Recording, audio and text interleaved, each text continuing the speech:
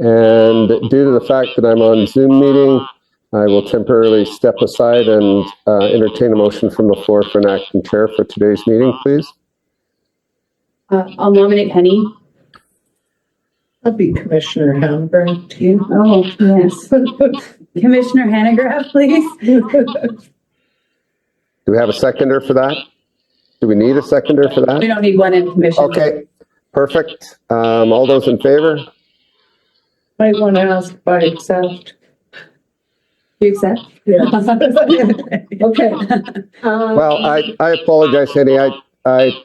The sound is in and out, so sorry. It's okay, Brian. I mean, Commissioner Vogel.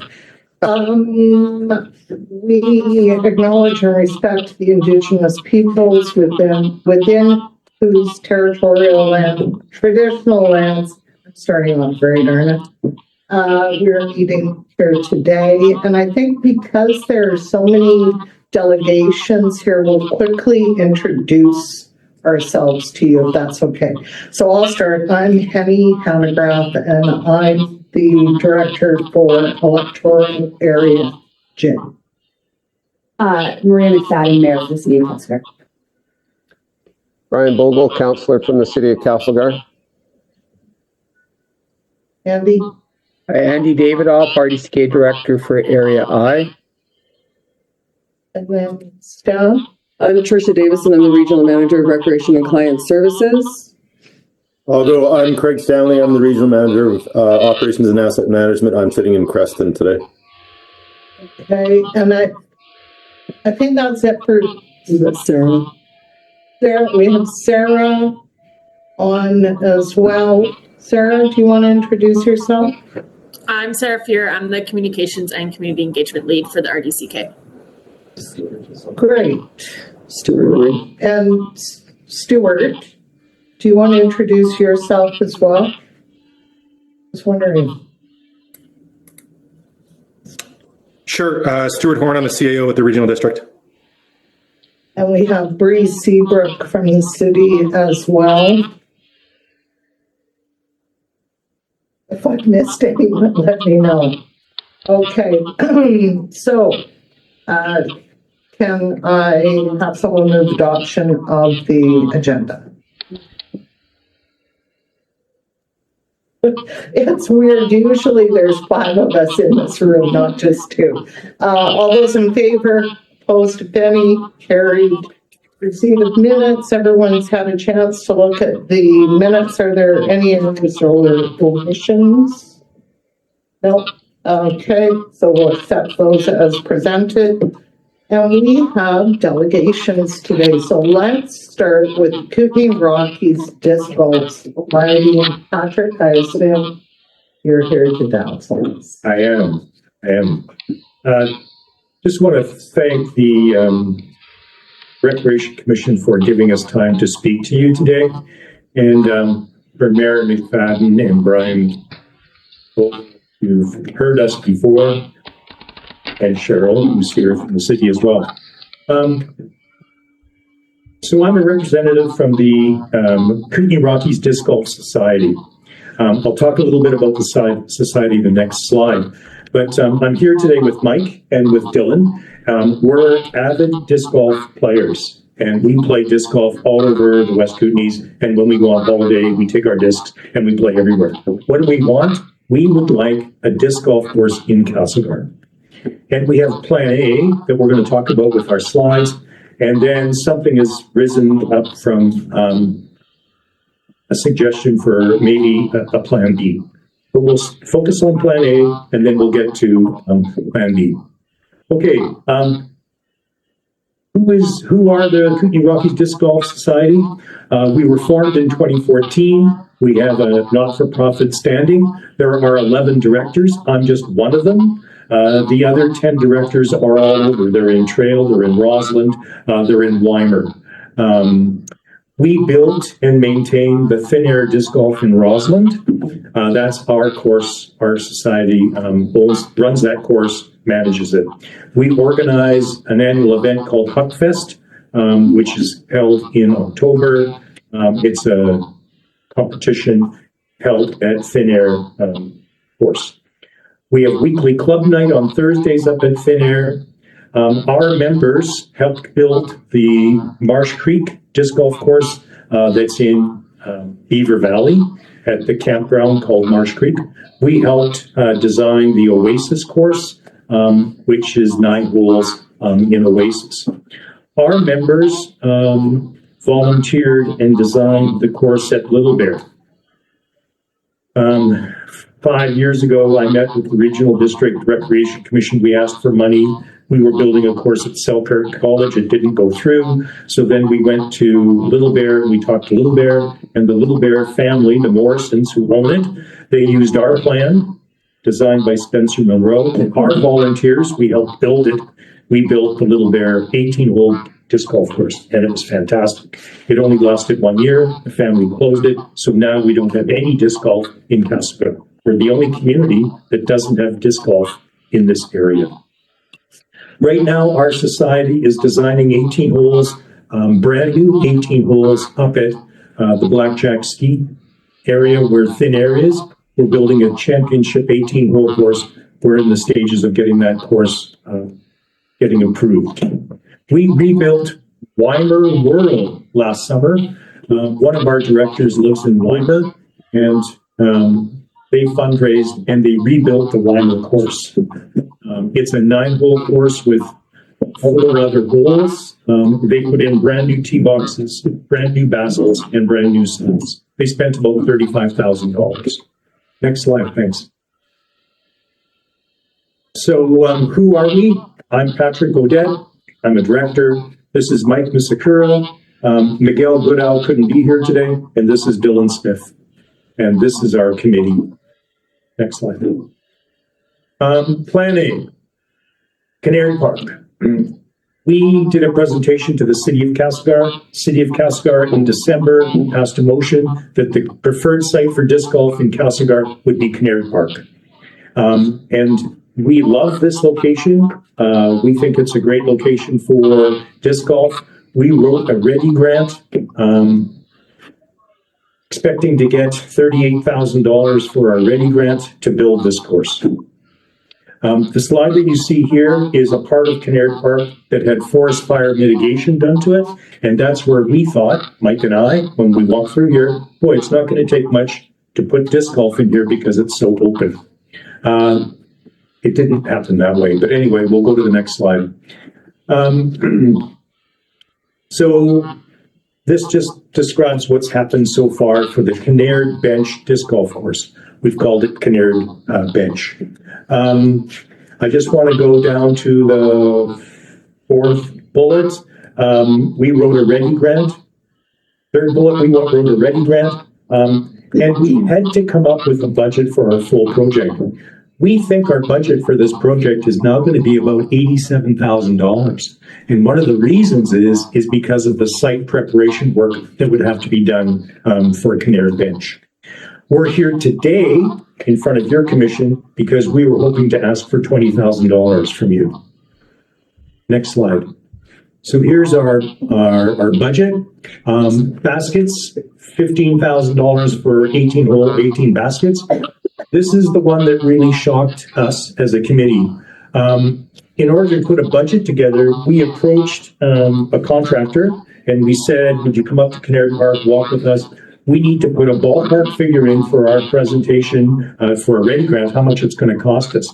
And so he walked the course with us. He went away for about 5 days and he came back and he said, Patrick, you're going to need a mini excavator. You're going to need a skid steer with a barrel shredder and a blade shredder that we can interchange. It's going to take 5 days of work. It's going to cost you $45,000 to build your fairways for this course.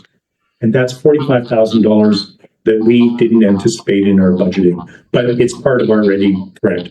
Concrete pads, $22,000, signage, $4,000, total $86,852. So we're asking from you, about $20,000. And so then we would have to fundraise in other places to try and find the rest of the money. Next slide, please.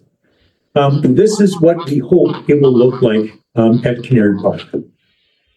So you see, there's no little trees and shrubs and things. So when we throw from the tee pad here, there's our fairway through the trees.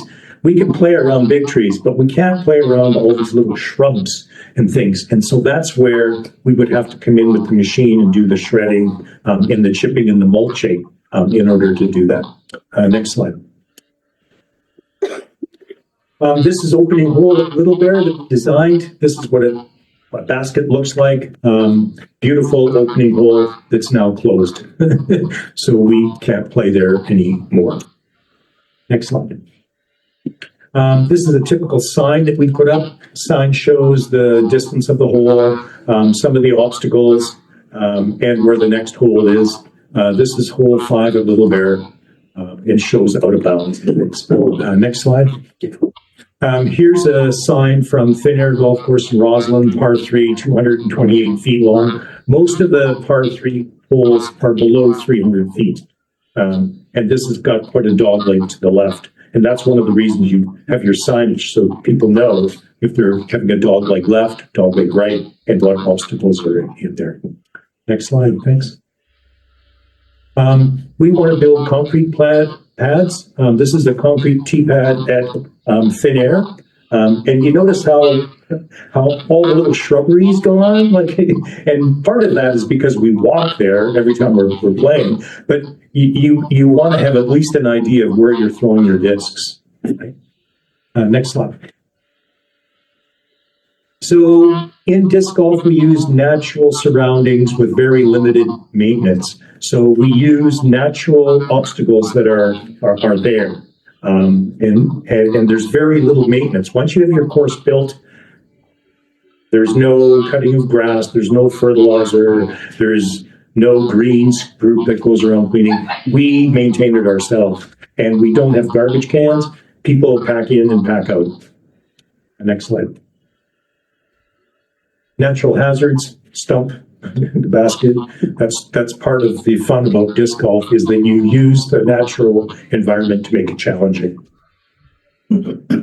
Thanks. How popular is disc golf? Really popular. We have 9 holes in Weimar with 3 alternate baskets. That's 11 holes. There's 9 holes at Art Gibbons Park in Nelson, 18 holes at High Water in Blewett. Those 2 courses were built by the Nelson Disc Golf Club. The other courses, Oasis has 9 holes. There's Warfield has 9 holes now. 18 holes at March Creek that I talked about, that's in Fruitvale. Roslyn has 18 holes at Thin Air. There's a private course in Roslyn called South Belt. It's a tonal course, which means they took propane cylinders, turned them upside down. Instead of having baskets that your disc goes in, you hit a tone. You hit the propane tank, it makes a sound, you're holed up. It's a fun course on private land, but lots of us get to play that. Grand Forks has 18 holes, beautiful course. Christina Lake has 9 holes. It's on a private course. It's right on the Cascade par 3 course, and they've set up discs for disc golf right on the side of that par 3. Salmo has planning stages for disc golf. Belfort has planning stations. Creston has planning for 9 holes of disc golf. Cranbrook has 2 18-hole courses. 87 countries have disc golf courses. 10,000 courses are in the United States. In Canada, we have 791 courses. Many of us play using an app on our phone called UDisc. It tracks our scores, and it shows the maps of the courses that we use. We pay a small fee, $30 for the year for the app.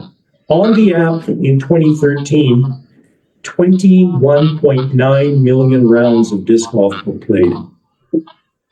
So it's a popular sport. We need it in Castlegar. Benefits of disc golf, they're free to play. Little Bear was on a private course, so they charged $10 to play 18 holes. If you want to play all day, they charge you $15. You can play as much as you want. But that course is closed.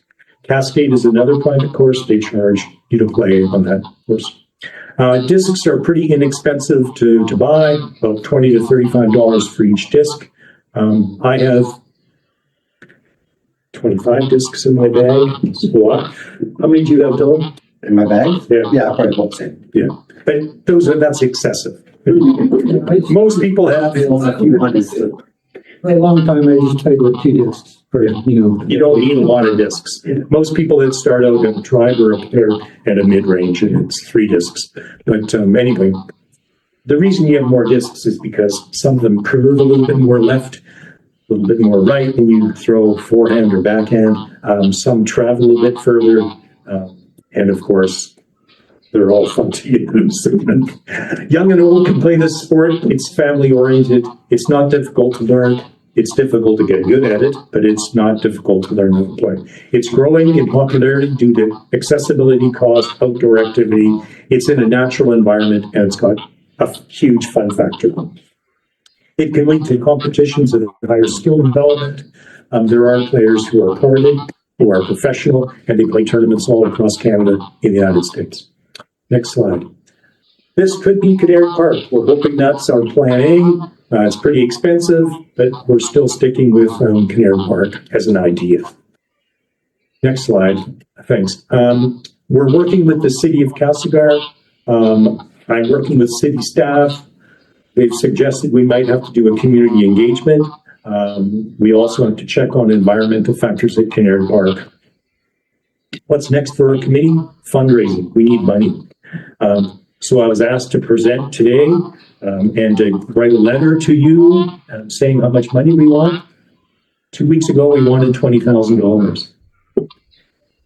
Now I'm suggesting that there's plan B. I met Annie. Annie walked with Mike and I in Pass Creek Park on Thursday, and Pass Creek Park has a lot of upside for disc golf. It would be a lot cheaper in terms of site preparation. So that bill that you saw for $45,000 to do site preparation, if it's done with a professional company, that cost basically disappears if we go to Pass Creek Park. Questions? If you have any questions for us, Mike or Dylan and I would be happy to answer them. But what we're saying is we want disc golf in Castlegar.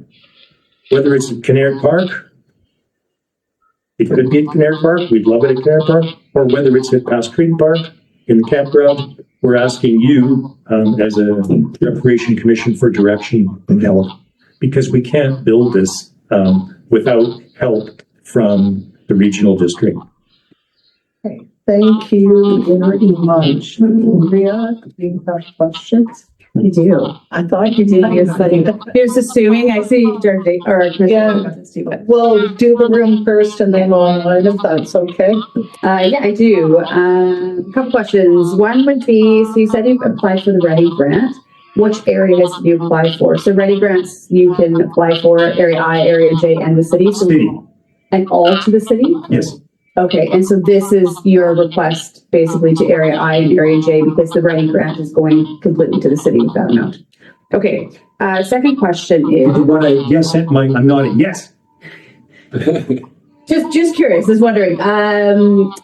Next question would be, so your site clearing, the almost 45,000, is that to try and hit like regulations that you're running up against to do it up at Canary, or that was just to actually brought in a company and said, this is what we think is going to have to be done? So in meetings with the city staff, they said to us, okay, Patrick, if you're going to build a Canary Park, you need professional companies that would bid on the project. So I went to a company and said, how much would it cost to prepare this site before we could put in the baskets and and that's what Markin Enterprises, Colin Markin, said, it's an idea, this is what you could put for your budget. if we're working on the Pass Creek Park side, there might be more, we don't know yet, but because we're just sort of early in the looking at it, but there might be more room for volunteers to help doing some of that work. We'd have to see, have to talk a little bit more, so that would reduce that cost a lot. And it's a lot more open too, so you wouldn't have to do as much. Yeah, so yeah, my follow-up just would be is that after you guys presented, you probably got told that is we did get quite a bit from the walkers up there that are quite concerned, which is why maybe engagement of like keen to understand the impact. I mean, most of these are on walking trails that other people hiking stuff on, but the general public doesn't always know that. So yeah, so I know where the community engagement part was coming from. I was just curious more about the actual site clearing. Now that site clearing, Maria, like it's so extensive, like his idea was, Colin Markin is that he would go through his machines and then it would mulch everything up so that the mulch is on the ground. And it would look great and it would be good for the environment, right? And it'd be good for, I mean, even fire mitigation, right? As soon as you mulch everything. Because our original idea was we'd go in there with chop saws, chop down some stuff, push it to the side, and that's all we did to do. And also, you know, like the sites, that's for a plan for a full-on, you know, really pro kind of course. But we could, you know, if depending on how much funding we get, we can always adjust that, make it, you know, a 9-hole rather than an 18-hole. Okay, Andy, I have you next, and then Brian. Yeah, thanks, Chair. So my question to the chair, first a comment and then a question. So thank you for the presentation.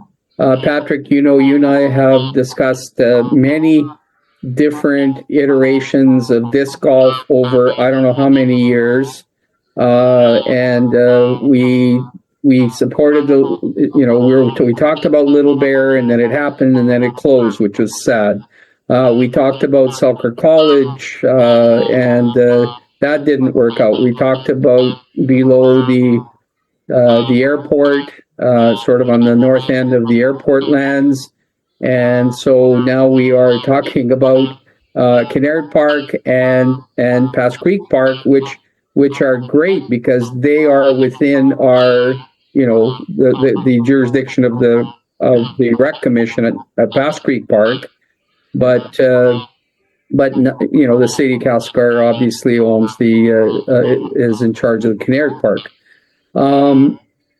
Regardless of where it is and where it's the most viable, the funding that we used to access, like for rural directors, at least for Area I, is I've supported like the Morning Mountain disc golf, blue disc golf.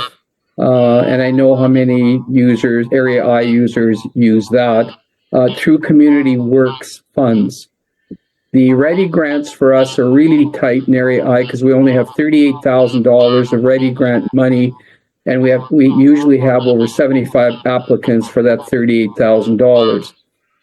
So the only way that Area I could fund, and I don't have the community development funds that other rural areas have, it would have to be through a community works grant fund. And now the only way we could fund is through, it would have to actually be identified it'd have to be a regional district asset or a municipal asset. So I could provide a community works grant fund for either Pass Creek or the Kinnaird Park. But the minimum community works grant fund now is $25,000. So this is where if Henny and I work together, we could probably come up with a joint application where Area I and J would fund a community works grant fund that would flow through the RDCK for Pass Creek Park or through the city of Castlegar, through the rec. It could go, well, it'd have to go through the city of Castlegar for the Kinnaird Park fund. It might flow through the Rec Commission and the RDCK. So Stuart's on the line, and I just wanted to make, pardon? It's complicated. Yeah, I just wanted to make that clear, and I know it may have come across as a little bit complicated, but this has nothing to do with us. The Union of BC Municipalities changed the rules on us and how we could use our community works funds. So Stuart, put it this way: you have my support regardless of where you are, we'll determine the amount once you settle on a site in Castlegar, because I've always supported that and told you that.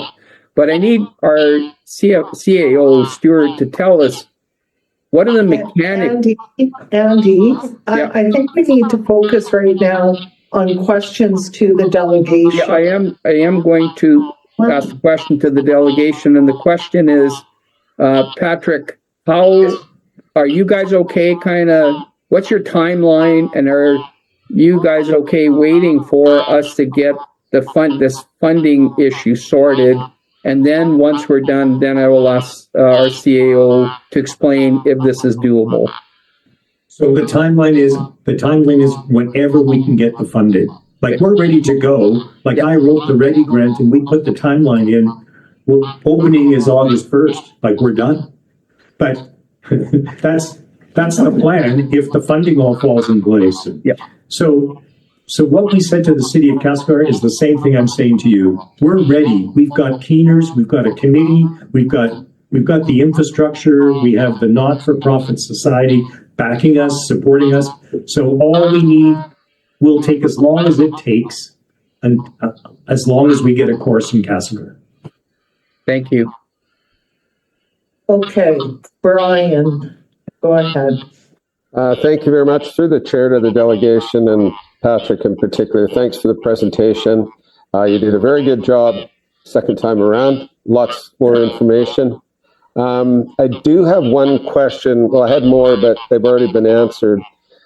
My question would be on the site clearing at Kinnaird. If they were to mulch it, a couple of years ago they did that on the gas line and everything has grown back. Would there be that concern that there would be an ongoing maintenance issue, or would they basically have it so it would just be down on the ground? I don't know if you know the answer, but I was wondering about that from a maintenance point. We've talked a lot about that on our committee, but what if this mulcher did go in and mulch it? What we've noticed from playing at Oasis and playing at Marsh Creek and at Thin Air, there are so many of us playing, we trample down everything. Like, it's amazing how well trodden the track is, because on a weekend, you can barely get a car parked at high water. They're parking on the side of the road. Why? Because there's about 50 people playing there in an afternoon. The same thing would happen at Kinnaird Park.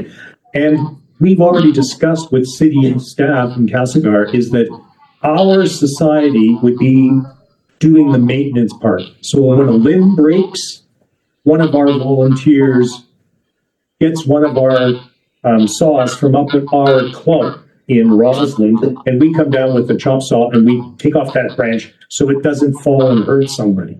Because the city of Castlegar won't have their staff coming in to maintain our disc golf course. It would be maintained by our members who have insurance, because we are all the directors are insured under our society.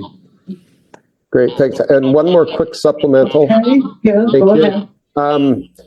As far as the thing with sharing the walking path, when we were in Carlsbad, we were actually on a walking path that you could see a couple of the disc golf holes, and there was people playing, but there was no kind of interaction with either side. You could just see them and hear them laughing and stuff, but the discs weren't flying erratically or anything. So it was the first time I've actually seen a walking path shared with a disc golf. Thank you very much. They were flying around like Or me. You can also design the courses so that it avoids, like, some discs go awry, but if you design the course so it's, you're shooting away from paths, then you don't have a problem with that. And the one in Nelson, the art giving course, it has walking paths through it. Yeah. Their club has put signage there saying, there's a walking path ahead, make sure there's no one there and that kind of stuff, but it seems to be working good. Yeah, they have should be able to share space, right? They have disc golf courses in places like Queen Elizabeth Park in Vancouver, which is a super popular park. Sure. Yeah. So, as I said to you guys on Thursday, I think there's a bit of a disconnect in that asking the Rec Commission, which is all three parties, to invest in something that only belongs to the city. I think in order for the rec, I don't think the Rec Commission can make that decision, but I think as Andy pointed out, areas I and J can give grant money to support a project that's in a city park. I don't think, and you can correct me if I'm wrong, Tricia, I don't think the commission can invest commission money or money in our budget towards something in a city park. Yeah, through the chair, I would say that would be correct, and the cleanest process would be through a grant of some sort, assuming that's a reasonable thing to do through areas I and J. I guess the other question I have for the city actually is rather than bringing a contractor in for $45,000 to clear the land, is there a possibility that city workers could do the prep work? I hear the commissioner, the councillor laughing over there. The issue, to be really frank, at the city level is we are oversubscribed for projects already, especially in the next 2 years. And so there is no, which is probably why even taking extra projects is difficult. The basketball court, we've had a few of them that have come online. And some of those pieces, the reason why it's taking so long for us to even work with those groups is because they're just over capacity. Staff already had their work plans for the next 2 years, like engineering, all of that. And because in the city, you have to have all of that done in order for them to put them up. So no, I mean, if it was projected out 3-4 years, we get it into a work plan, absolutely. But they are very tight with projects right now, or over capacity. And I guess, unfortunately, that's okay. The other question I have for you guys is those baskets that are at Little Bear. Did Little Bear pay for them or did you? Little Bear paid for them. Oh. And we've already tried to get those baskets from them, and they're keeping them. Because there was a request from Cranbrook that we're building a new course. Hey, Patrick, those 18 baskets at Little Bear, would they be interested in selling them? And we reached out, the answer is no. Too bad. Yeah. Okay, did anyone else have anything before we say thank you and goodbye? I just want to say thank you. We're way over time, but that's because of questions. And I know this is complicated, but I just want you to know that there are some passionate disc golf players out there, and we'd love a course in Castlegar. And we'll do whatever we can. We'll do whatever. I like that it's cheap, it's outdoors, it's accessible, it's all ages. All those things are like ticks in the plus column, I have to say. So thank you. Our pleasure. And we look forward to hearing from you. Sorry, takes that. Okay, so now we have the Rosslyn Trail Winter Games people. Do you want to introduce yourselves? I don't know who's speaking.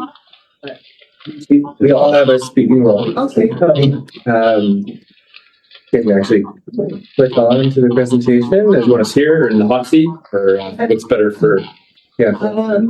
Can those online, can you see them where they're sitting, or should they move around to where the disc golf? We're good. Yeah, we can see them. I'm good. Perfect. Great. Okay, go ahead. Can roll to the next slide. Yeah, thank you for having us here today. We are from the BC Games Trail Rosslyn 2026. So next February, we'll be hosting the BC Winter Games. I'm James Brotherhood. I'm the Executive Director of Pacific Sport Columbia Basin, and I'm the Director of Sport for these games. I mentioned Pacific Sport Columbia Basin as we are a relatively new nonprofit in the region that is supporting the sports sector, funded through Via Sport and the province. And I have a unique position where I have a lens into the sports sector around all of the participation numbers, what the priorities are. Our organization, we do the pipeline to sport, so physical literacy, right up to our Olympic and Paralympic athletes from the basin and all the hopefuls along that way. We do coach development, local sport org development.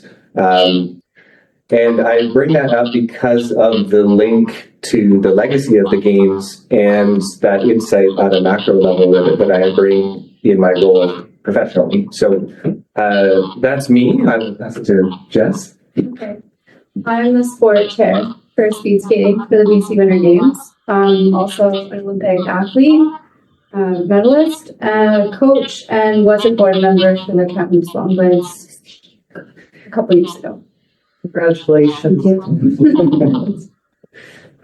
We have our Andrew here. Sure, and my name's Andrew Petrie. I'm the event manager staff for the BC Games Society, and so we're based out of Victoria. And really quickly, there's the BC Games Society, which is sort of the parent organization. And then we work with get the guidelines and the support to then the host society being the local organizing committee. So there's a host society board and a board of directors. So James and then Jessica working as a sport volunteer for speed skating on behalf of BC Speed Skating. So you get a sense of how this multi-sport game structure works. Pleasure to be back in the Kootenays. Where I go back a little bit, I did a job for the 55 plus 2011 3 Cities 1 Goals, where you worked with other people like Heather Anderson, Trisha Davidson was involved in those as a different role. So the multi-sport games are a really neat project where they roll out and tell you a little bit more about them. Cool. Yeah. So our request to you today is for the use of the Castlegar Arena for speed skating. So the games are Thursday, Friday, Saturday for February 26th, 28th, and 2026. We're anticipating 9 to 4. And we'll have to work out a unique discussion around what ice use is possible on, say, Thursday evening, or if you'd like to use it Friday evening, Saturday evening, but there's lots of equipment coming in and out. So that's one piece of this puzzle. And the other request is really around reduced costs. So, for example, Trail and Rossland as host communities, all of the facility use is covered as in kind. So our request is for reduced ice cost and the mechanism by which, kind of guidance from you as to the mechanism by which we might obtain that.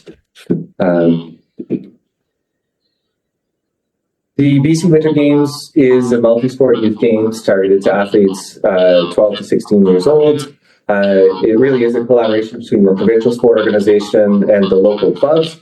There's up to 1,800 participants, almost as many volunteers. It's an incredible experience as an athlete, as a coach, and a volunteer.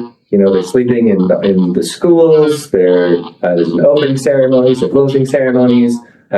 Just an amazing experience as an athlete, but also really lifts and brings communities together from the community development side of things, as well as an economic impact, of course, bringing that many people to our region. Next.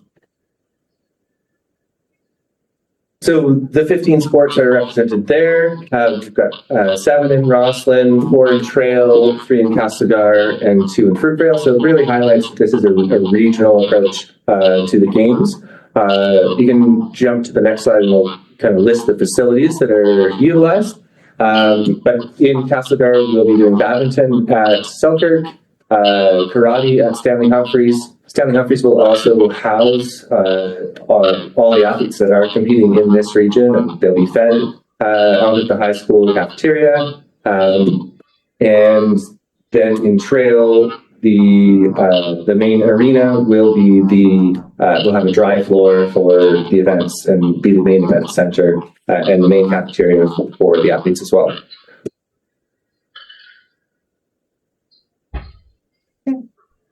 How many of you have seen speed skating?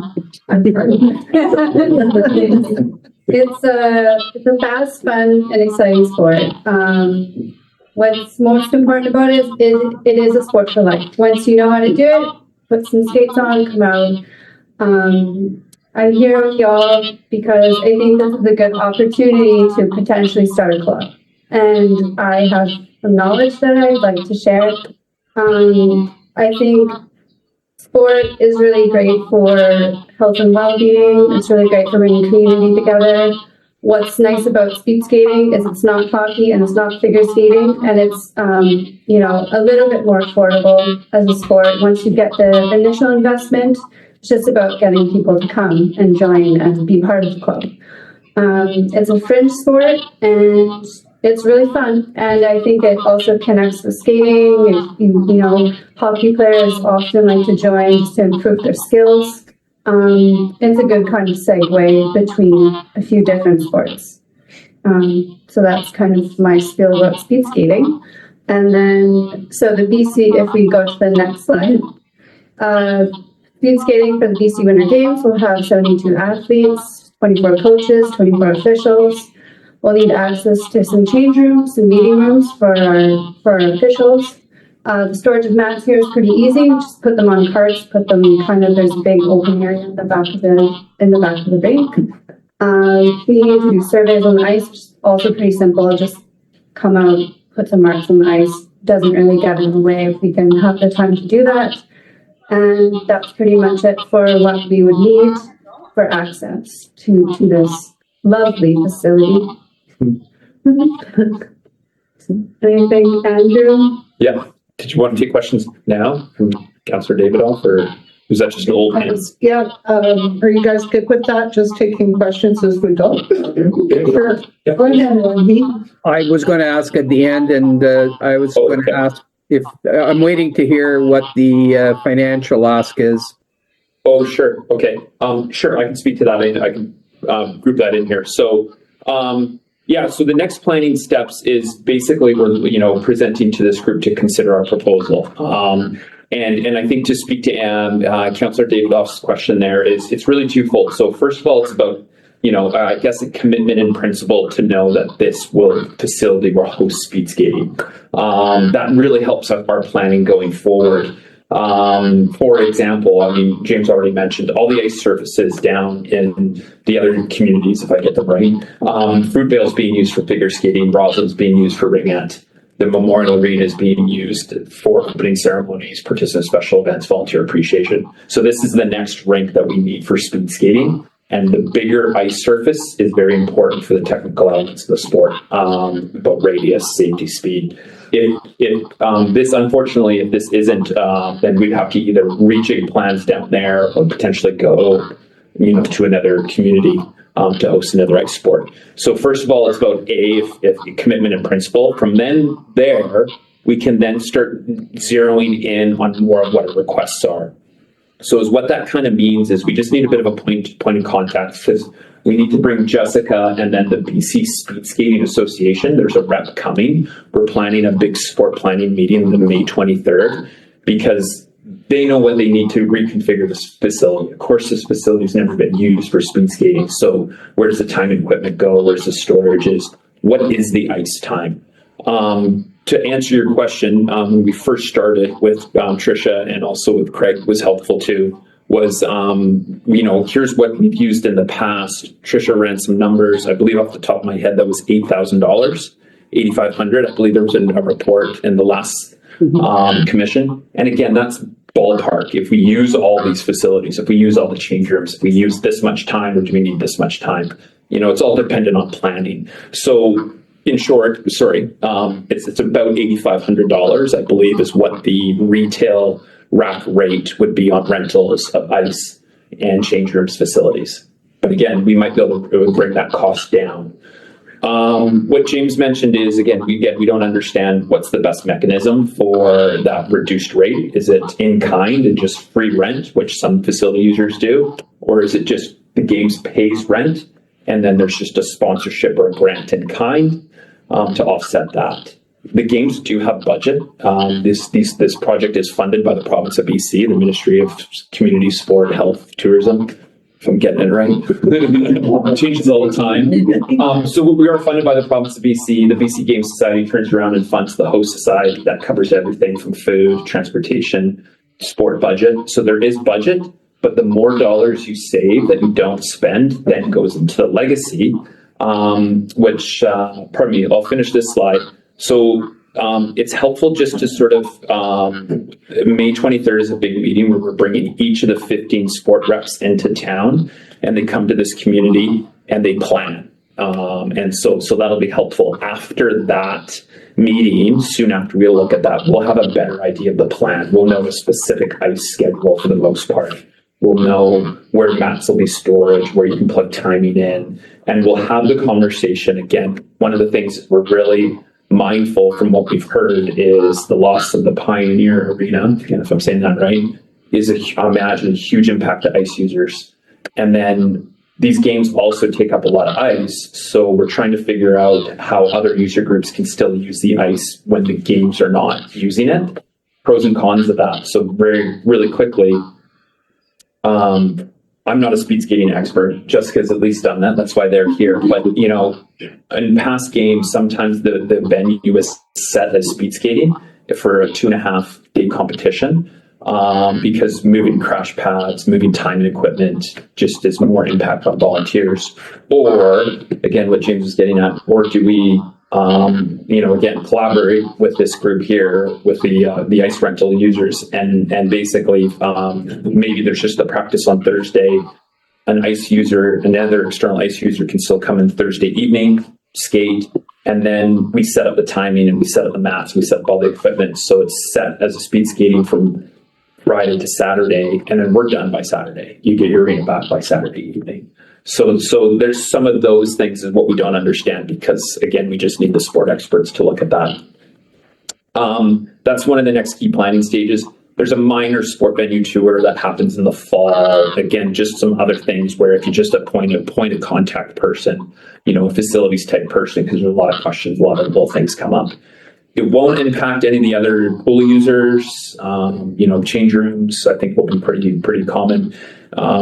I do know the speed skating community a little bit from past games. They're a very positive group. They're young, they're very impressionable. They're all well supervised by their athletes and coaches. It is a really nice culture of the sport.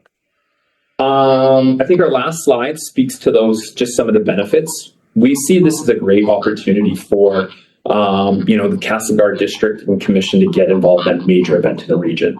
And so jumping to that last point, depending again on the involvement, it's a great way to get involved in what we call Friends of the Games program. So basically it's the sponsorship arm of local sponsorship as well as recognition. So it's a great way to get involved in a really big event that's happening in the region with activities and accommodation hosting that will be right next door. The legacies are huge, a lot of different legacies. So first of all, financial legacies are things like sporting equipment gets left behind after these games, new basketballs, new shuttlecocks, things like that. There is a financial legacy at the end of the games. The less money that this host society spends, it means that 50% of it goes and stays into this community as part of sort of just the revenue sharing agreement, where basically then that 50% creates a local legacy, and then a subcommittee of the board decides how they want to disperse these legacy funds. And I know some past games in 2006, when this region hosted a Winter Games as well, there would have been a legacy fund from that as well. And then of course we talk about the human legacies, just friendships and networks and, people who worked on the games and they kind of tell those stories. I mentioned the economic impacts. I mean, the hotels will be full up here during the games for sure. And I think what, Jessica and BC Speed Skating again is this is a good introductory into the community. There could be, again, if the conditions all work, to bring back a speed skating program. I understand there was a program down in Nelson, and I think it was a little bit of just attrition and as well as COVID, that club never made it back from COVID, but this can maybe revitalize a program, whether it lives in Castlegar or Nelson or the region or who knows, but this is a good segue into it. And I know these folks have already talked about school programs, introductories and some of those sort of things. So that, I think, I don't know where we are in our time. Yeah, that's okay. That's the end of our formal presentation, unless there's anything you guys want to jump in and miss. Your discretion though, this is a really quick 2-minute musical montage type of video about the BC Games. If Madame Chair is okay with that. There you go. I can play without Kenny's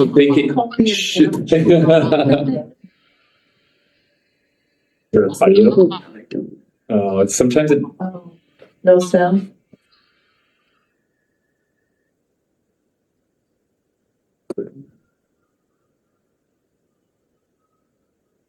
Maybe because you're muted.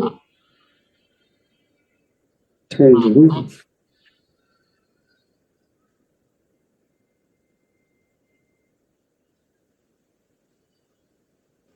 You're gonna have reads like that, Roger. Is there gonna be quiet? Well, there's a torch.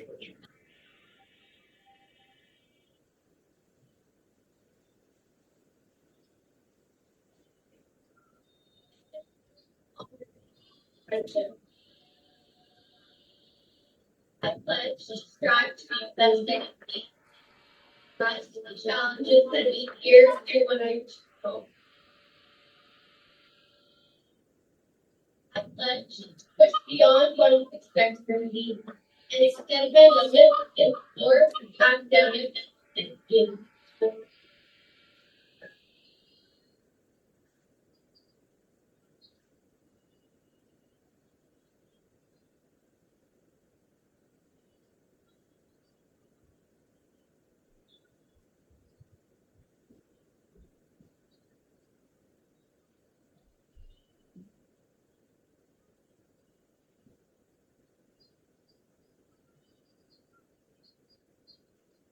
And I pledge to rise to challenge my faith and share with my competitors my victory and my friendship.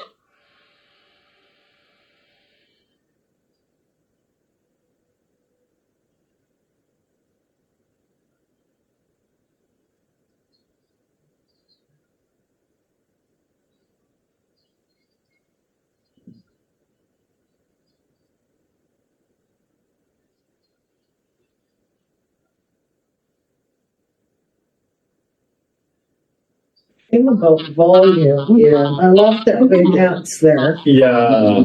And so it's a great video that shows the depth of sports as well as the ages of the athletes. And it really is a neat product. It says James knows the sports sector. It's about that pathway of development. These kids are going on to some higher levels of competition. So, and then I think the other thing too, it's another beautiful one. I think we're putting that one down in JRL Crow there, that's my school. And I, other than there was a letter that we did formally write, and we did make the, okay, pardon me. I think that's our formal presentation. Maybe we'll open up for questions. Yeah, sure. Brian, go ahead.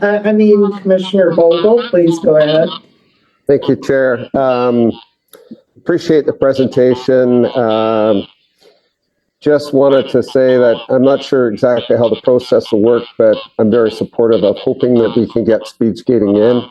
Way back when, in 1982, I actually was a coach at the BC Winter Games in Trail. And you talked about people moving on to a higher level. That wasn't me or anyone on my team, but the team that beat us in the gold medal game actually had Brett Hull playing for them. And the next year he went into the BC Junior Hockey League. So thanks for the presentation, and very supportive. And I have very fond memories of the time in Trail at the games. It was a lot of fun. So thank you very much. Thanks, Brian. Maria, and then, Commissioner McFadden, then Commissioner David on. I'm just going through. Both are who I am, so it's fine. Great. Hi. Thank you for your presentation. Great information. Question, a little bit of probing. The financial legacy piece that gets left behind, you said that the committee that's here gets to decide where that money goes. Now, because it does depend on what, as a commissioner, I lean towards with using our own taxpayers' money towards this project, is do we have any commitment that at least what we're providing will make sure it comes back to our community, or is it up to that community to decide it's going to the whole region? The reason I ask is because we have a lot of rec needs, and it is being hosted primarily in Trail. And so the concern I would have is that, okay, is there some kind of commitment that we can make sure that those funds, at least those funds or something, will come back to our community as well? I guess is my question for you. I guess I can try to speak to that, and it would be awkward for me, and we as staff generally tell the legacy committee not to make commitments to how you spend your legacy. The legacy process is a subcommittee of the board. So Brian Stefani being the president, directors are usually asked to stay into that. I think we can certainly bring those recommendations forward to that process and try to recommend that, they try to consider the partners and the region that was involved. That is usually the expectation, but usually as a planning milestone, we say we can't guarantee who you're going to spend your legacy on because you don't even know if you're going to have a legacy, for example. But I think what we can do is certainly bring that forward is, there was certainly a question from this group, and pending what that funding circumstance looks like, consider, trying to share some legacy opportunities to something in the Castlegar region. Yeah. Commissioner Dave Dodd, go ahead, please. Yeah, so I spent a lot of time working on this as the president of the Cooney Columbia Teachers Union with School District 20, because it took us a while to adjust our calendar to accommodate the winter games, and then of course utilization of schools and everything else. So we have done that, and then I don't know if Wayne Knack is still around, but he was kind of the lead on some of this stuff when it first started. So when we started the process, Trail Roslyn was what we were looking at. So is this kind of a late ask, or did we have heads up that Castlegar would be involved in this earlier? So that's my first question. I would say, I think it's a late start in terms of sport venues, but certainly these games are so big, they take such a footprint that you don't realize the planning until you're here. We part of the big commitment, which yes, I'm familiar with. Some of that background is, municipalities and school districts need to come together and have that agreement. And that gives you then basically the basic foundation of hosting: schools to host accommodation and facilities to host. What I have figured out in this community is the stakeholder ownership model is very unique, from RDCK to RDKB to Roslyn to Fruitvale to Warfield.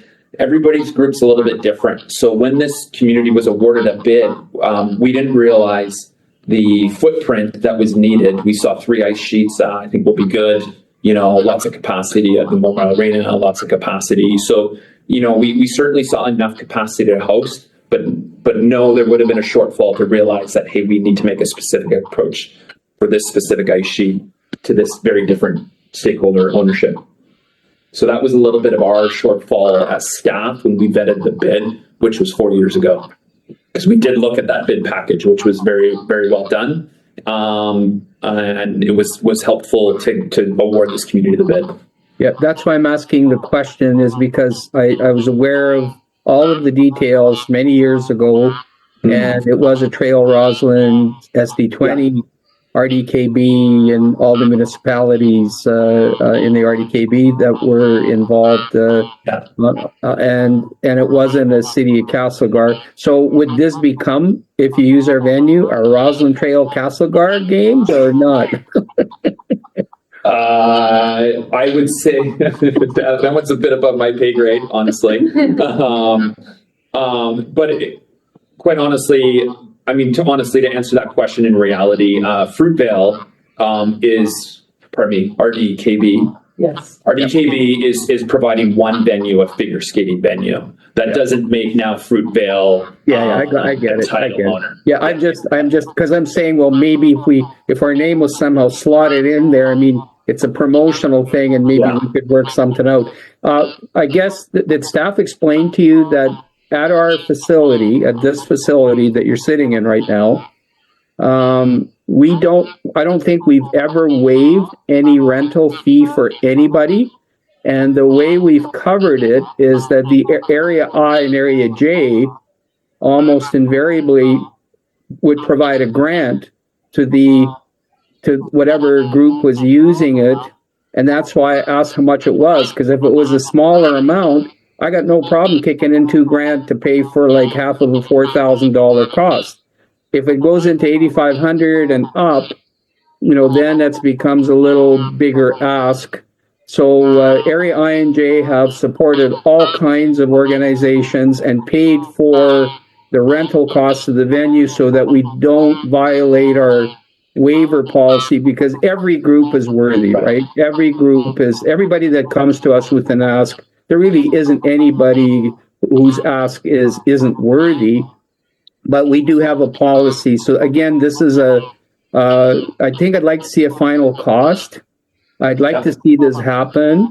And I would say that if it was, if it was half that cost, if that's what the actual cost would be, I'd have no problem kicking in a $2,000 Area I grant, but I'd like to know how many kind of participants there are from our sub-region, for example, in the winter, in all the winter games, not just in the speed skating venue. But that's the way we've done it before, is that the rural area ends up kicking in something. And I don't know if the city would have any discretionary grant funding to kick in for this. But again, it's another question for staff on the funding side of things. And that's why that cost is such an important thing for me to consider. And that's kind of where I'm coming from. Okay, thanks, Andy. Maria? Yeah, sure. A few thoughts after thinking through some things.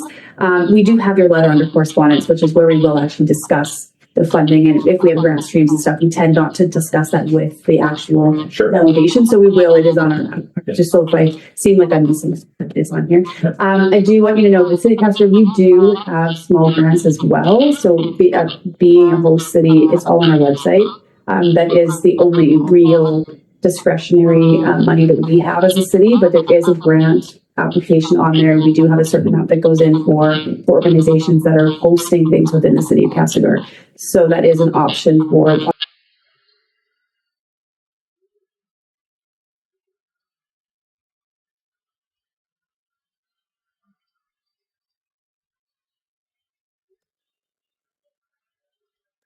Chair, I do have another question, but I'll defer to other commissioners.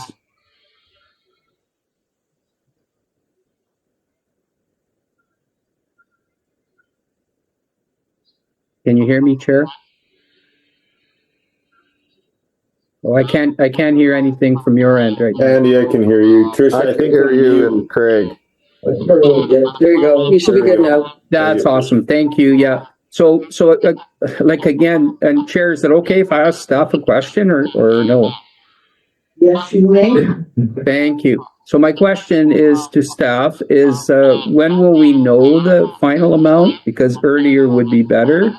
Or is that going to be when the planning committee comes and actually determine, like as the delegation referred? So sometime in May we'll kind of know, because then we could address the costing issue, because that's kind of important. I think you could see here to make this happen.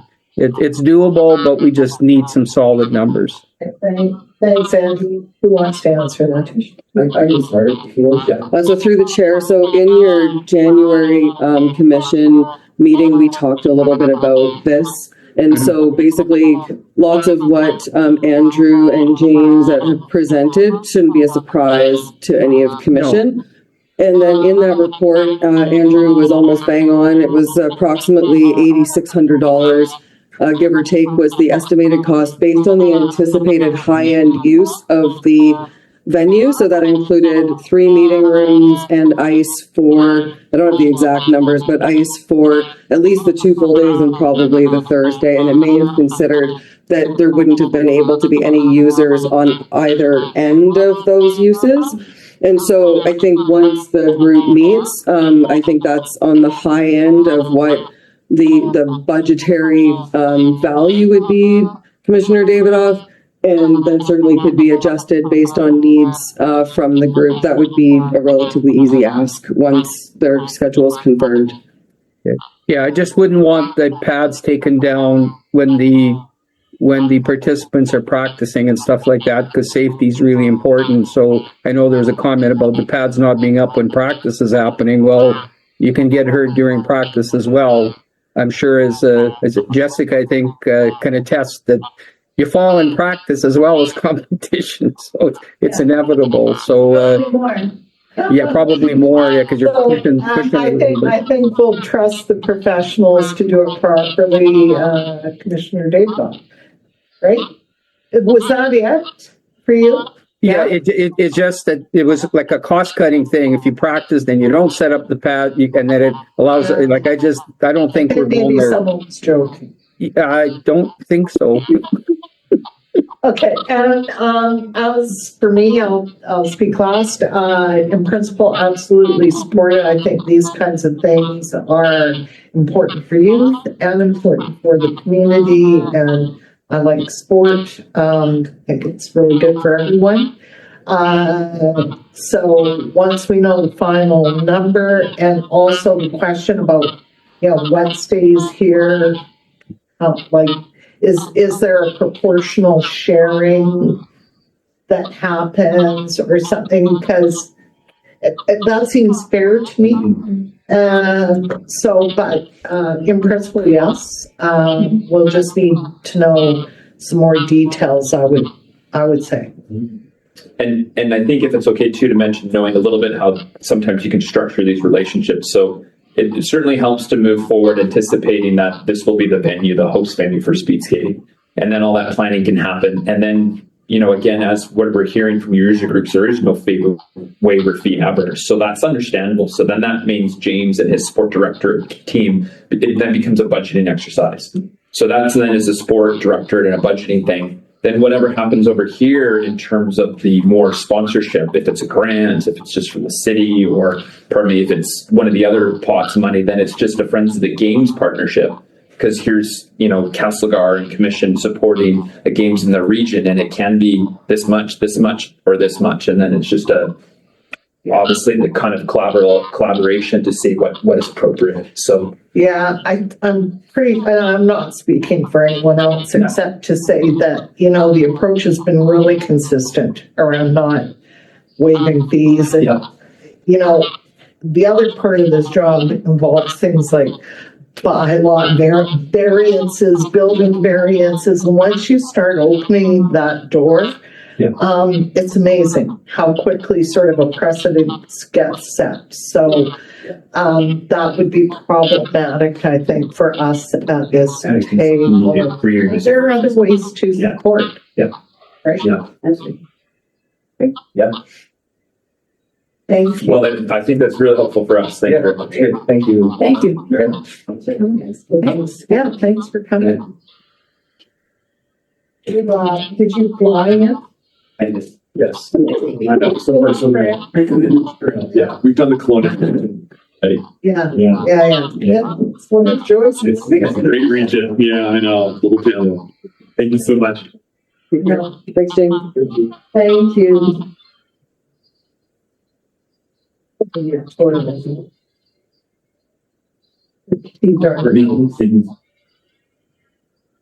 Yeah. Thanks. Thank you. Now, have a third delegation. Okay, because that's public time, right? Okay, I was wondering, emails late in the day. Yeah, no, you're always work out as well. Okay, so let's move to correspondence. And this is I have to say that for me, it's a bit different in that when we're at the RECK board and we get a delegation, we don't deal with the request until the following month. So,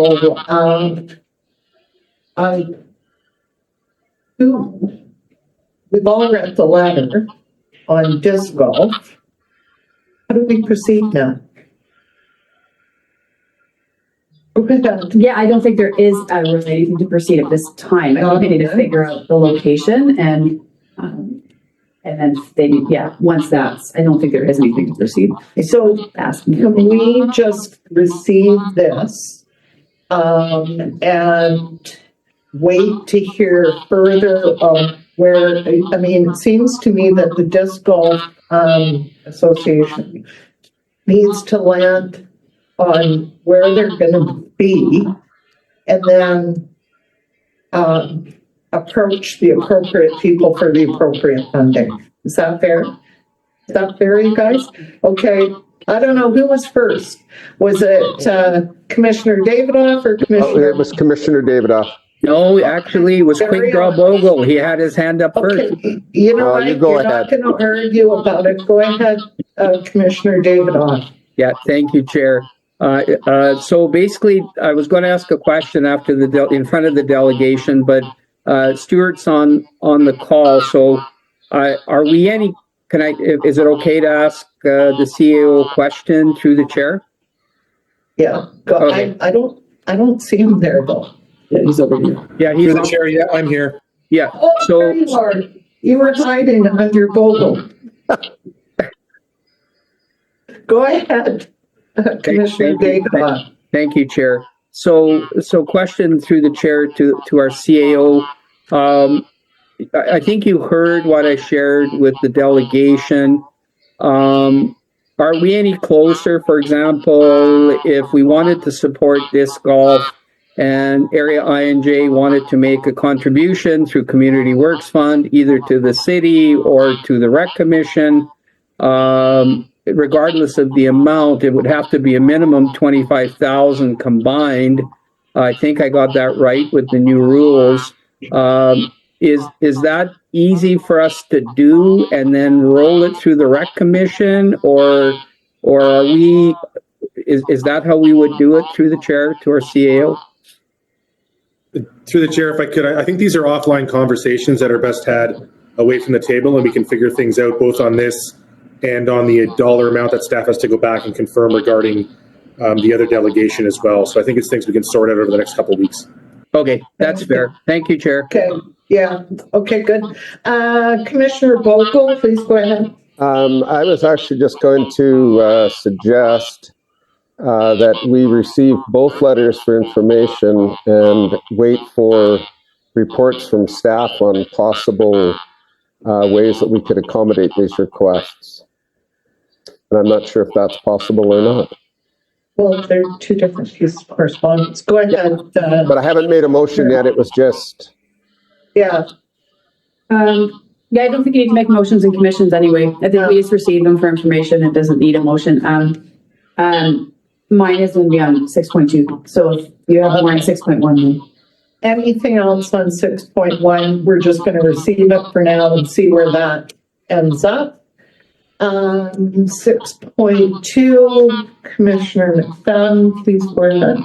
Thank you. I'm assuming that for the organization for you as staff, have we already, that they need a absolute that they can rent the space? Have we given you guys direction for that yet? I know we had a conversation around it, because that might be something that we might want to deal with right now so that you know, yes, we're not committing cost to it, but we are committing that they can rent the space and are okay with the implications. I think we talked a bit about those implications. Nice users. Yeah, we did. Yeah, and then Yeah, through the chair, you did give that direction in January. And so at the direction of the commission, we did email all ICE contacts that typically rent ICE with us to let them know that this event was on the docket for 2026 in anticipation of them planning their ICE seasons going into 2025, 2026 season before they ended the season this year, in the hopes that that helped them out knowing the challenges associated with ICE allocation next year. So yes, that's been given. so follow up, you don't need anything else from us to make sure that they can use it. Now we just need to wait on figuring out if there's ways to do grants for it. Yeah, I think through the commission or through the chair, I think the only maybe for formality is to say, yes, you are giving that ICE. I can go back and say, you can commit and continue with your planning on that vein, and I can follow up with the BC Games directly on the staff side. You're good? Yeah, I'll make a motion if no one else is going to do that. Commissioner Bogle, did you have something on this one as well? Actually, through the chair, it's a question to Tricia. Did we receive any acknowledgement from any of the ICE users group that they had that information? Through the chair, you're testing my memory from about 30 some odd days ago. I don't believe there was anything specific that came back from that email, but I could double check.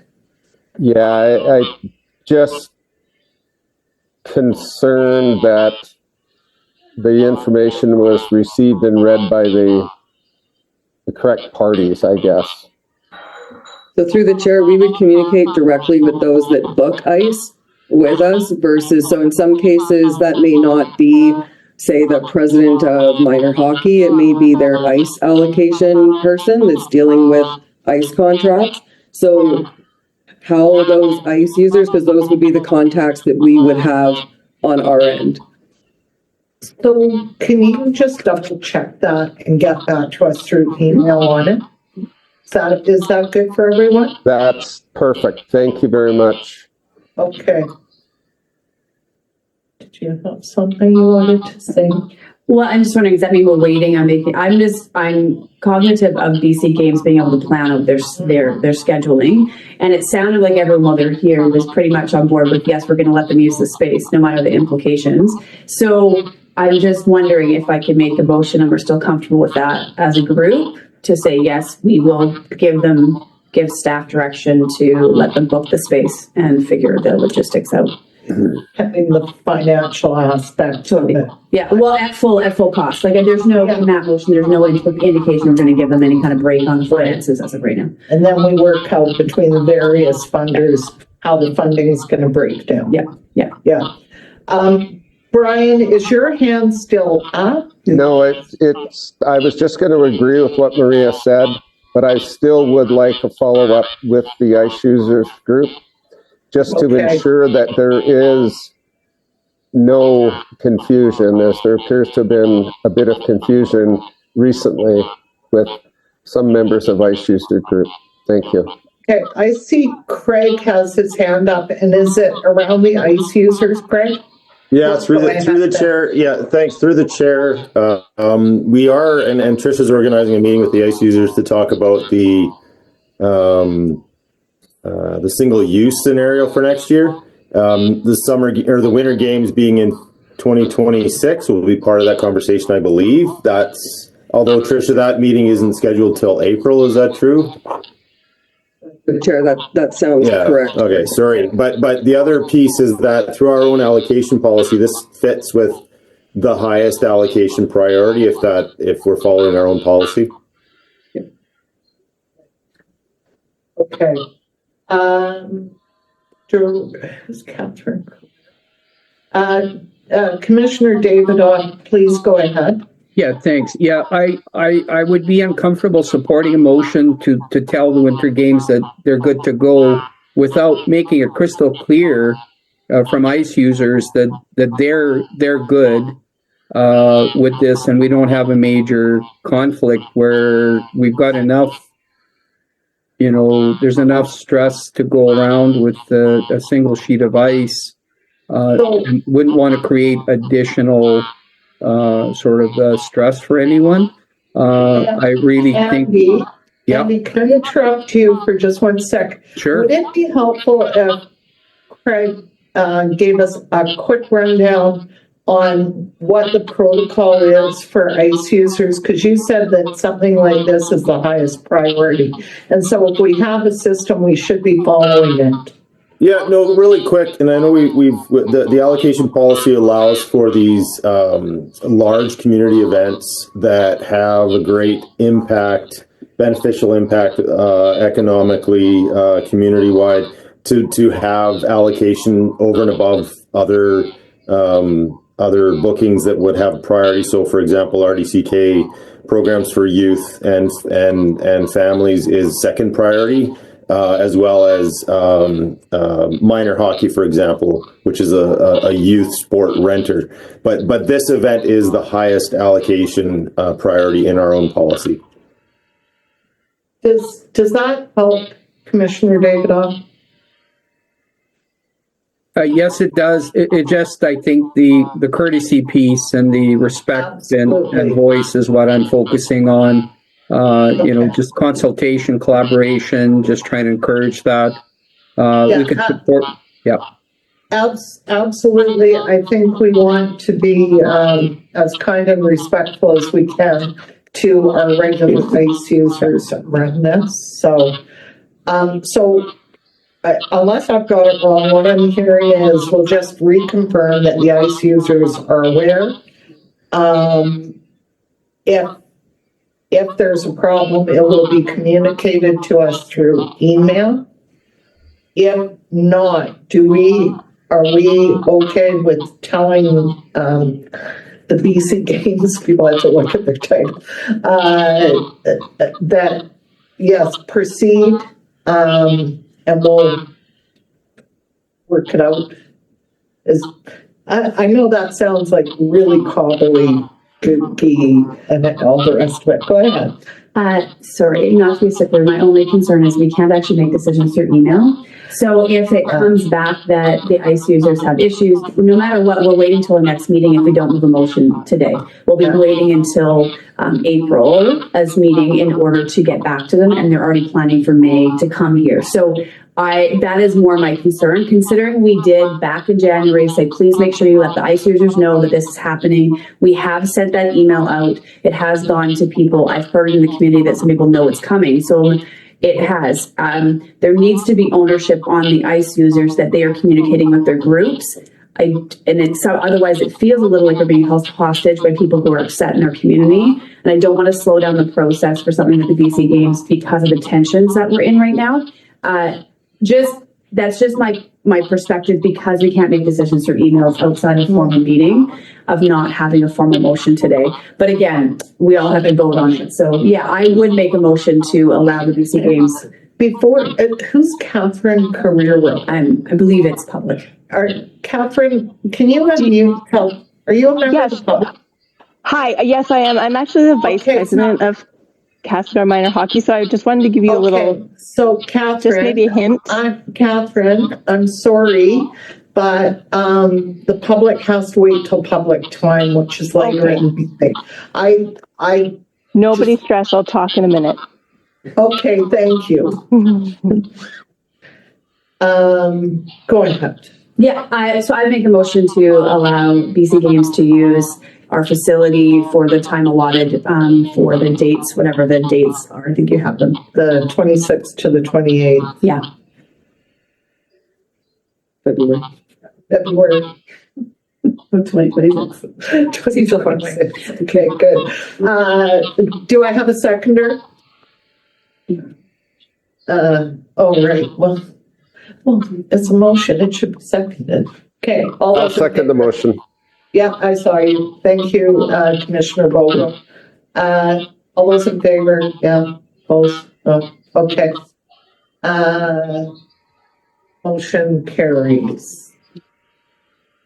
Now, next, I think, Craig, are you going to be walking us through the project proposal from Power Up Electrical Limited?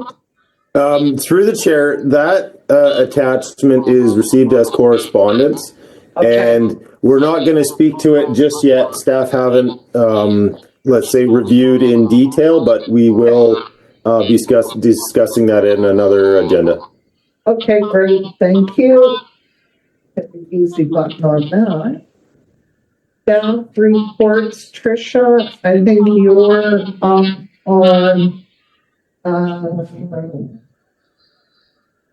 engagement.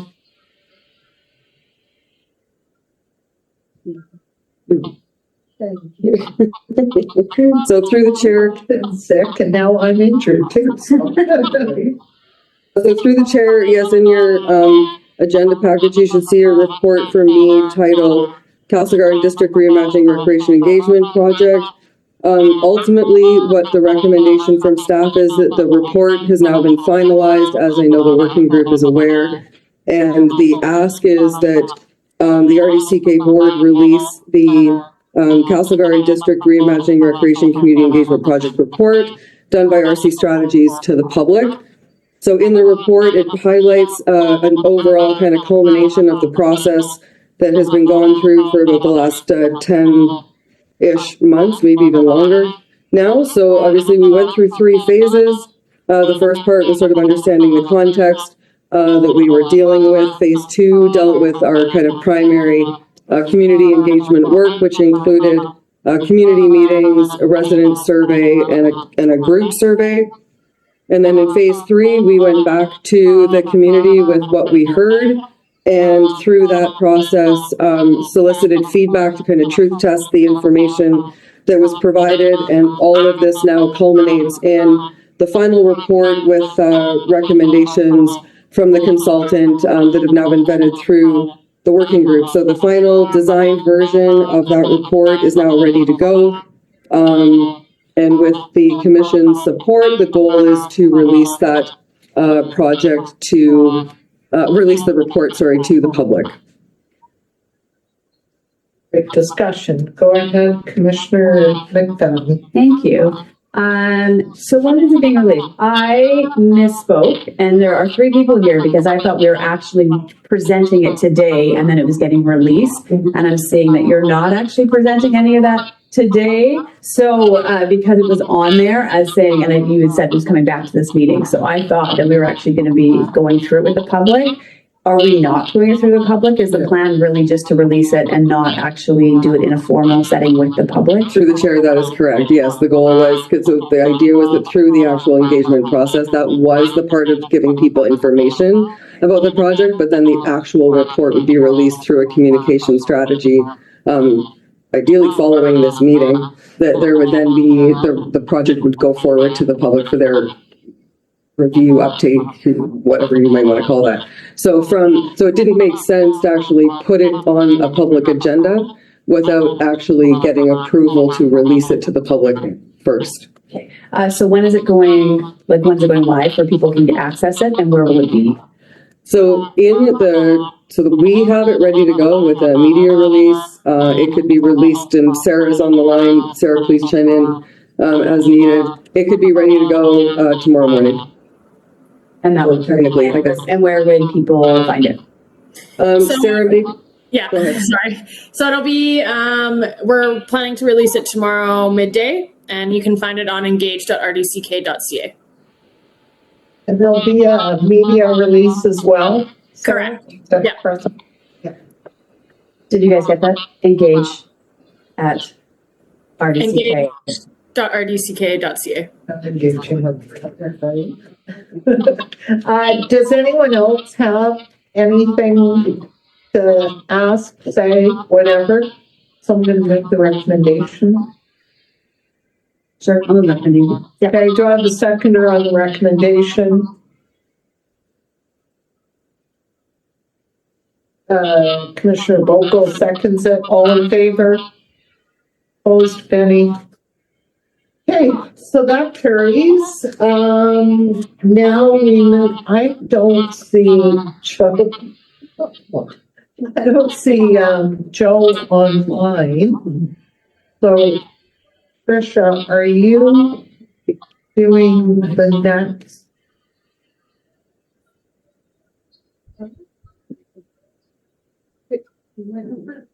Go to the website, my number's there, and I answer my phone, don't knowing who's calling me. Very good, thank you. Okay. So yes, through the chair, I am going to attempt to present Joe's report, and what made sense to me was put it in a bit of a PowerPoint presentation. I certainly will tee up Craig and CAO Horn to support any of the content of this report that may have additional questions or clarification. So the goal of this report was based on the ask of commission, which was to come back and figure out what a service evaluation could look like in relation to the information that came out of the engagement project. So the intent of the report is certainly not to talk about the type of project, the timing of a project, or the cost of a particular project. It is meant to evaluate if the current or the creation of a new service establishment bylaw is the best way of delivering a new recreation facility addition or service level based on what has been heard through the reimagining recreation engagement process. So the evaluation contained within this report is based on feedback received obviously through this project. So some of the background, so there were a couple of considerations highlighted in the report. So one is support for increased funding for enhancements or new amenities. So in the report, and maybe to Mayor McFadden's, I can never remember which way to call you either. Mayor McFadden's question about some of the detail out of the report. This does talk a little bit about it, but just not into the detail that I think you were thinking. So some of the considerations in relation to support for increased funding for enhancements or new amenities. So the report, as GM Kirko has written, talks about the fact that there's a snippet in there that sort of gives some high-level information about what was shown in the engagement report for the possible support that exists. So it looked like in Area I that there may be support for an increase of $100 on property assessed at $500,000. For Area J, there may be support of an increase of $200 on property assessed at $500,000. And within the city of Castlegar, there may be support for increase of $200 on property assessed at $500,000 as well. So should there be future further consultation, certainly there should be work done to test the willingness to pay based on a clearly defined project, including the year-to-year operations as well as long-term asset management of whatever that project may end up being. So the second consideration was support for enhancements or improvements. So generally speaking, the community may support enhancement. However, there was a strong correlation between the willingness to pay and whether they supported a project, which I guess in essence makes sense, but it is, it was very clear in the project. And certainly voter assent would be conducted on an area by area vote. So a bit of the third consideration in the report talks about the current establishment bylaws and a little bit of history in relation to them. So S222 is funded by the city of Castlegar, all of Area I and all of Area J. The bylaw combined 3 services back into one. It dates back to commencing back in 1966. I didn't go through all the detail. There's more detail in Joe's report. And the idea behind this particular bylaw is to provide and operate regional facilities and amenities for recreational, leisure, regional parks, athletic fields, and cultural purposes, including the acquisition, construction, renovation, or expansion of properties and facilities. So it's very broad. And in S227, that is supported by City of Castlegar, Area J, and a defined portion of Area I. That bylaw, I believe, started in 1997, and I may have that number wrong from the report, but it was very narrow in its scope, and it was specifically established to construct, operate, and maintain an indoor aquatic center within the city of Castlegar. And a portion of Area I did not participate in assent voting related to that back in the day. So under sort of the problem and opportunity for following along in the actual report, the public engagement process indicates that the community may be willing to support an enhancement to the current Castlegar District Recreation Department or complex. That's our acronym for the complex. The Commission is looking at potential options to fund an enhancement through the current services or potentially through a new service. The opportunity exists to consider an alternative to the current services to fund an enhancement. So while many in the community expressed an enhancement is needed, the challenge within the engagement process was that there was concern expressed with the fact that if a referendum went back with the same conditions that existed back in 2018, that it would not be successful. So there's a general feeling that if an overall service assent vote occurred, or one where Area I did not participate, that an actual assent vote could pass.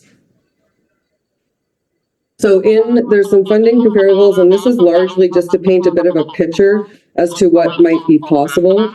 So if you looked at the people or the areas within S222, and there was $100 of taxation put on property assessed to, $500,000 over the course of, a 20-year borrowing period at an estimated interest rate of 3.75%, which is the number that Joe was given through the MFA, I believe, as of Friday.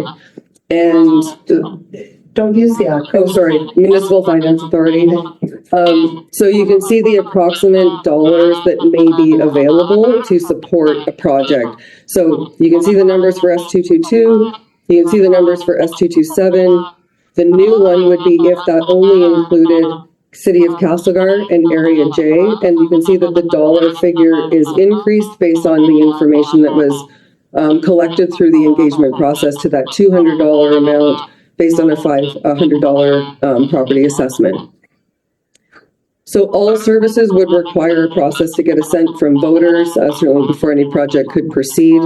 For S222 and S227, Commission could recommend whether to the board, whether they wanted an all-in vote or a vote that was done area by area. So you would have to make that decision.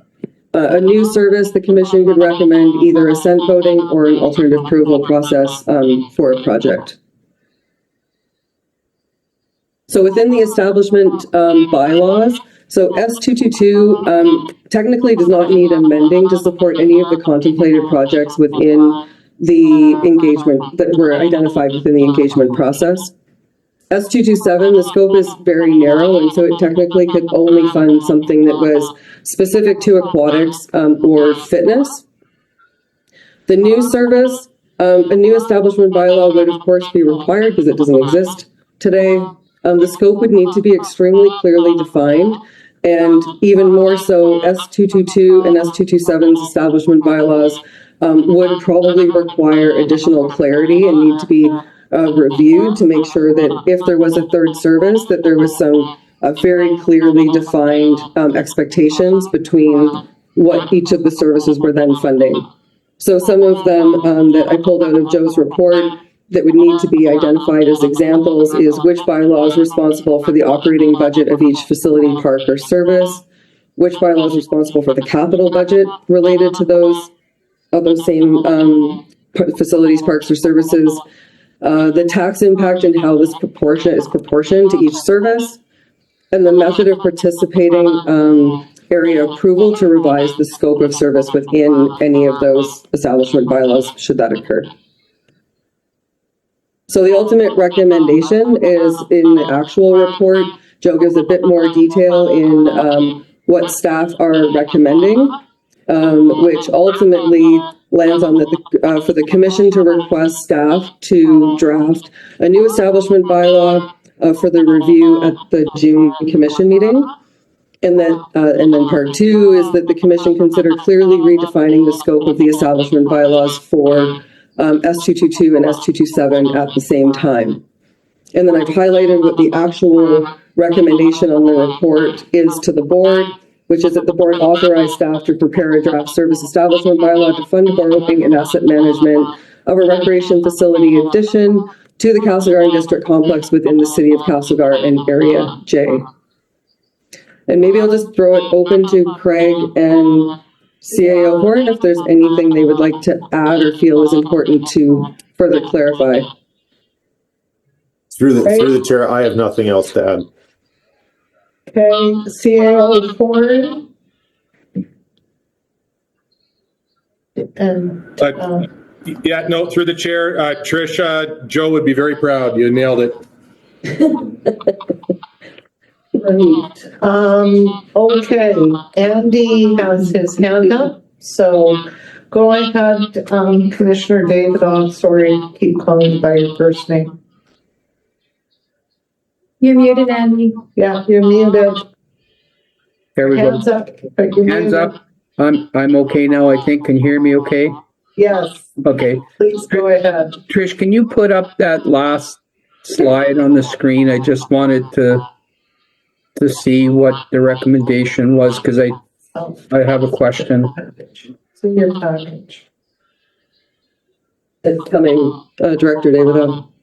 Yeah, the board authorized staff to prepare a draft service establishment bylaw to fund borrowing and asset management of a recreation facility addition. Okay, so, and my question is through CAO Horn, through the chair, is this going to be the board authorized staff to prepare a draft service establishment bylaw for the City of Castlegar and Area J to fund borrowing and asset? Is that what we're talking about here? Because I'm just confused right now, through the chair. Yes, through the chair, this bylaw would not have Area I as a participant.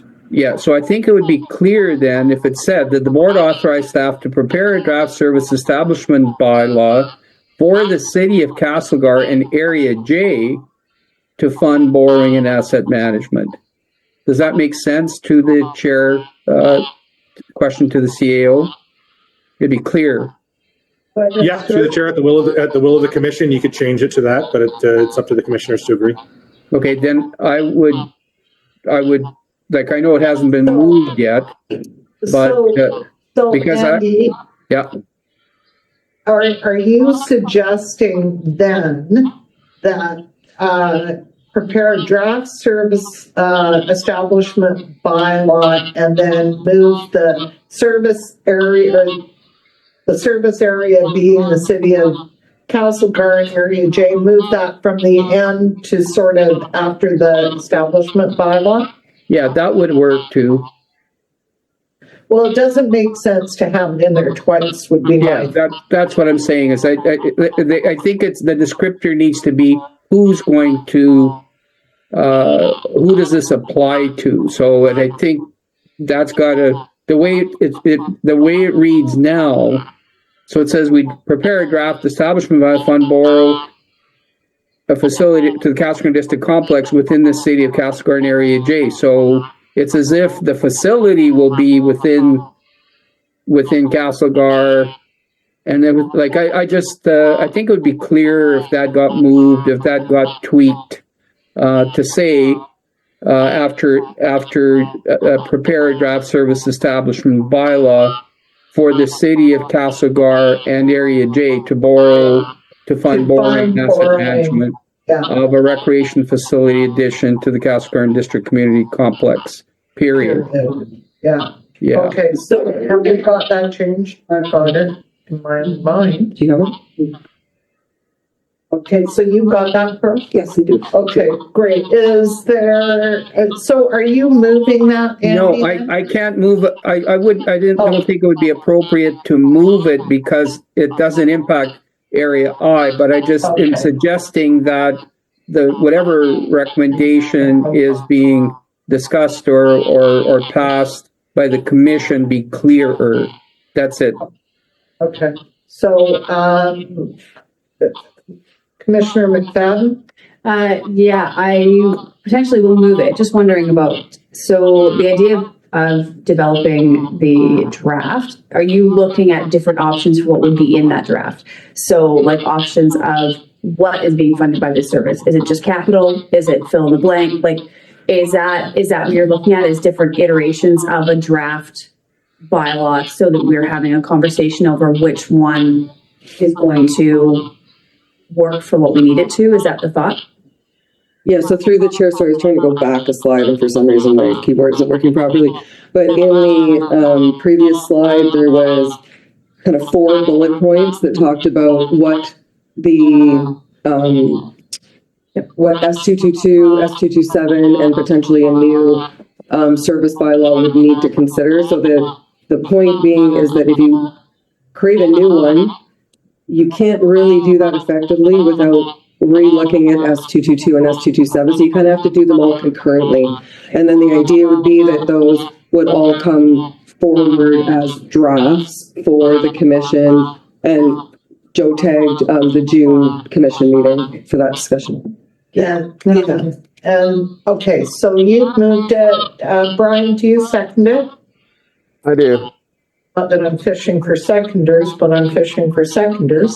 I do. Okay, all those in favor? Opposed? Stuart had a question. Well, Chair, I just realized something that might be missing from this.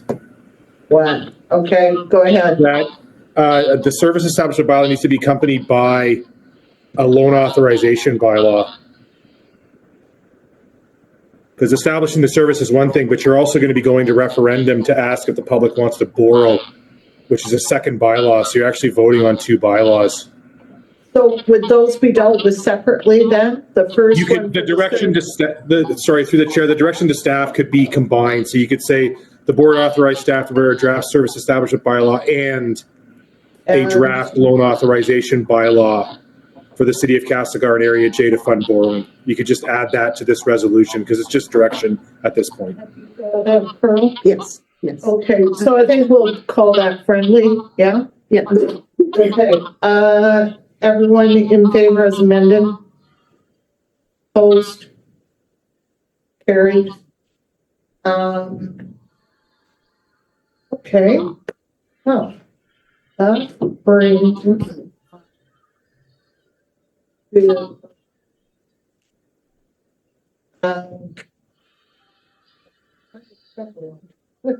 the minute. That's what I thought. Okay. I'm losing that. 7.3, is Tia here? No, and through the chair, that looks like what was from the previous meeting. That's, because I thought, have I got the minutes here? That's, you took the words out of my mouth, but Yeah. that looks like it's from the previous meeting. Okay, so we're gonna call that an error in the, agenda. So to me, it doesn't make sense to go in camera and then back out and then have public time. The public's been very, very patient. And so why don't I, Excuse me, through the chair. This was, brought up at the last meeting, the program. But at the end, it's got, this report will be provided at the April 1st, 2025 commission meeting. yeah, so that's next month anyway. Yeah, do you want to take it out of the agenda or just left in like that? It could be in there next, we'll see it next month. Okay, perfect, thanks. No, turn. So am I okay to go ahead to public time now? Why don't we start within the ring, because you have been very patient. I've seen you be patient here, so go ahead. I'm just here to gather information and learn. Oh, okay. So you didn't have a question or a comment? I've got many questions and comments, but I'm still gathering information and learning about things, so I don't want to get ahead of myself. We're very approachable anytime. Online, we had Catherine, and I see Christine has her hand up. Christine, why don't you go ahead, and then Catherine, I'll go to you next. I don't have my hand up, Penny. Oh, you know what it is? But I do have a number of questions as I start to throw myself all into this. But Henny, I think I'm going to just contact you directly and chat with you in person. You sound like maybe you've got what's going around, Christine. I do. Okay. Yeah. So I'm away next week, so maybe we can get together. You hopefully will be feeling better by the week after that. Sounds great. Thank you. Okay, thanks for participating. Catherine. Hello. Hello. Hi. Thank you. Okay. Go ahead.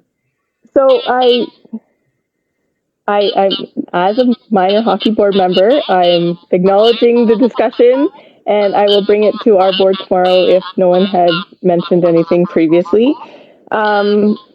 I just want to let you guys know, and some of you to maybe rest assured that weekend is playoff weekend, and a lot of times when we work with scheduling in other communities, we travel and whatnot, and I think if Trail and Roslyn and Beaver Valley, their ice sheets are being used, I think we can manage to work around our ice sheet being used as well for that weekend, so not to worry. Just because I'm one of those people. You stress and don't stress. We'll figure it out. Thanks so much. That's encouraging to hear, because I think it's a benefit to them. Yeah, it could be very cool. Thank you. That's all I had. Okay, thank you, Catherine. Thanks for sitting through the meeting. Is there any other members of the public that have a question or a comment they'd like to make? No? Okay, so I'm going to ask everyone who's not involved in the in-camera piece to leave. And that will include you in the corner. Because we're going to now close the meeting to the public and move to in camera.